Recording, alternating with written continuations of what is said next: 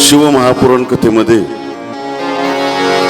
नंदीदेवाची कथा अति पवित्र पावन कथा म्हणून सांगितलेली आहे. हे नंदी बाबा कोण? तर हे नंदी बाबा हे भगवान शंकराचाच अवतार आहेत. शिलाद मुनी नावाचे एक मुनी होते, साधू होते, ब्रह्मचारी व्रत होतं. पण ब्रह्मचारी आणि संन्यासी होण्याकरता परवानगी घ्यावी लागते घरच्यांची. जसं आपले विठ्ठलपंत रुक्मिणी मातेची परवानगी घेऊन राग राग सांगितलं तुम्हाला संन्यासी जा, आज्ञा दिली. राग राग कवयना पण आज्ञा घ्यावीच लागते.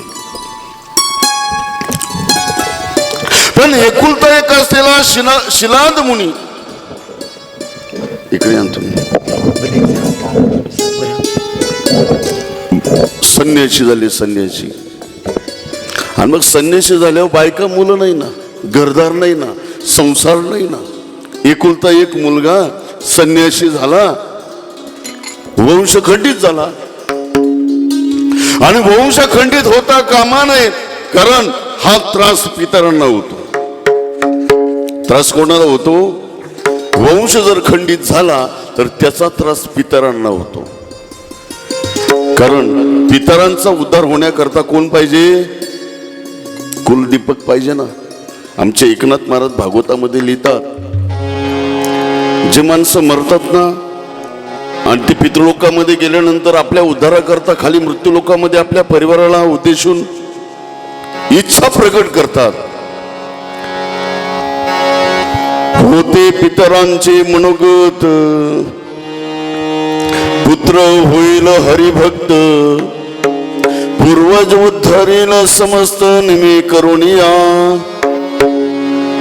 काही इच्छा प्रकट करतात, माझ्या कुळामध्ये कुणीतरी हरिभक्त जन्माला यावं, पुण्यकर्म करावं, दान धर्म करावा, का जेणेकरून आम्हाला पितृलोकामध्ये सुख मिळेल. आणि जर वंश खंडित झाला ना तर मग तो त्रास पितरांना होतो. हे सांभाळलं पाहिजे बरं का. त्या रामायणामध्ये तो दशरथ राजा दुःखी होता का? सगळं राजवैभव होतं, बायका होत्या, सुख समृद्धी होती, पण पुत्र येणं समे राज्यम सर्व दुःखाय कल्पते. सर्व असून नसल्यासारखं. कोणामुळे? पुत्र नसल्यामुळे. सगर राजा होता, सगर राजा रघुवंशातला. एक एक जर पुरावे सांगत बसलो ना कमी पडेल आपल्याला वेळ. वंशामध्ये कुलदीपक लागतो. ज्या वेळेला पिंडदान केलं जातं ना ते फक्त पुत्राच्या हातूनच केलं जातं. कारण पुत्र या शब्दाचा अर्थ पुमान तारयति इति पुत्रहा. म्हणजे काय? पुमान नावाच्या नरकापासून वाचवण्याचं सामर्थ्य फक्त एकामध्ये आहे. आणि ज्याच्या हातामध्ये ते सामर्थ्य आहेत तो आहेत पुत्र. म्हणून तर आमचे तुकाराम महाराज म्हणतात, कुळी कन्यापुत्र होती जे सात्विक, कुळी कन्यापुत्र होती जे, कुळी कन्यापुत्र होती जे सात्विक, कुळी कन्यापुत्र होती जे सात्विक. तोयाचा हरी गावाते देवा, तोयाचा हरी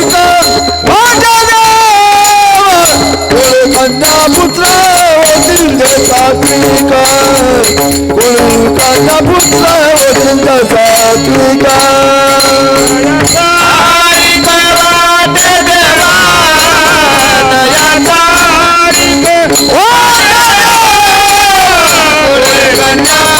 होतील जे सात्विक. कन्यापुत्र होतील जे सात्विक. पितरांना सुख देण्याकरता एकमेव सामर्थ्य जर कोणामध्ये असेल तर ते पुत्रामध्ये आहेत. पुत्र. आणि त्या शिलाद मुनीचा वंश खंडित झाल्यामुळे ते पितर त्याच्या स्वप्नामध्ये यायचे. काहीतरी कर, वंश चालव. पण आता संन्यासी, ब्रह्मचारी. आणि मग त्याने विचार केला, मला तर पुत्र पाहिजे, मला तर वंश दीपक पाहिजे, कुलदीपक पाहिजे, म्हणून तपश्चर्या सुरू केली. भगवान शंकराची तपश्चर्या चालू केली. आणि भगवान शंकर हजारो वर्ष तपश्चर्या केल्यानंतर घनघोर तप केलं. कोणत्या ऋषींनी गेलं की सल्ले बरं झाले, तेवढं चांगलं जमत आहे. कोणते मुनी? शिलाद मुनी. कोणते? शिलाद मुनी. ध्यानात राहू द्या. हजारो वर्ष तप केलं आणि तपाचा परिणाम, तपेविना दैवत, दिदल्या विना प्राप्त. भगवान शंकर प्रकट झाले. बोल शिलादा, काय पाहिजे मागून घे. म्हटलं देवा, पुत्र पाहिजे, पण अयोनी संभव, नोहे काही श्रमी. म्हटले मग मलाच यावं लागेल, कारण या जगतामध्ये देवच आहेत. एको देव सर्वभूतेषु गुढः, सर्वव्यापी सर्वभूतांतरात्मा, कर्माध्यक्ष सर्वभूतादिवासः, साक्षी चेता केवल निर्गुणश्च. काळजी करू नको, मीच येतो तुझ्या पुत्राच्या रूपाने. ऐसा पुत्र जय मोंडा, ऐसा पुत्र जय मोंडा, ऐसा पुत्र जय मोंडा, ऐसा पुत्र जय मोंडा. जसा तीन लाख झंडा, जसा तीन लाख झंडा, बोला ऐसा पुत्र जय मोंडा, ऐसा पुत्र जय मोंडा. शिलाद मुनीला आशीर्वाद दिला. भगवान शंकर अदृश्य झाले. शिलाद मुनी आपल्या आश्रमामध्ये आले. यज्ञ कुंड करण्याकरता यज्ञ होता शिलाद मुनीच्या आश्रमामध्ये. आणि मग यज्ञाकरता काही जमीन नांगरावी लागते. आणि नांगरता नांगरता तेज प्रकट झालं आणि त्या तेजातून एक बालक उदयाला आलं. आणि ते बालक म्हणजे भगवान महादेवाचा अवतार म्हणजे नंदी. अतिशय तेजस्वी बालक, डोक्यावर चंद्र आहेत, हातामध्ये त्रिशूळ आहेत, पण बाल रूपामध्ये. म्हटले देवा, बाल रूपामध्ये तुम्ही प्रगट झाले, पण बाळाचं सुख नाही ना. म्हणून भगवान महादेवानं बाळाचं रूप घेतलं, पण अवतार मात्र नंदीचा. आणि मग त्या बाळाला ते शिलाद मुनी सांभाळू लागले, शिक्षण दिलं, मोठं केलं. एक दिवस मित्र आणि वरुण फिरत फिरत त्या शिलाद मुनीच्या आश्रमात आले.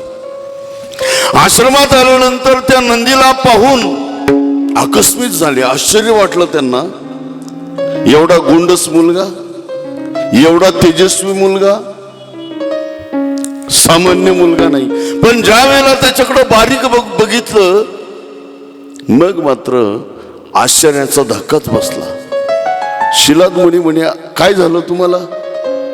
म्हटले महाराज, मुलगा खूप प्रासादिक आहेत, पण आयुष्य नाही. फक्त 1 वर्षाचं आयुष्य शिल्लक आहे. 1च वर्ष तो जिवंत राहील. म्हटले महाराज, हा प्रासादिक मुलगा आहे, भगवान शंकराचा आशीर्वाद आहे. म्हटले बघा, आजपर्यंत आमची भविष्यवाणी कधी खोटी ठरली नाही, पण आता तुम्ही म्हणतात ना, बापाचा चेहरा पडला. मुलाने विचार केला, आजपर्यंत माझ्या बापाला मी दुःखी कधी पाहिलंच नाही. कारण ज्या दिवशी माझा जन्म झाला, जसा चेहरा पाहतो, आपला बाप सुखात आहे. आज पहिल्यांदाच बापाला दुःखामध्ये पाहिलं. बाबा काळजी करू नका.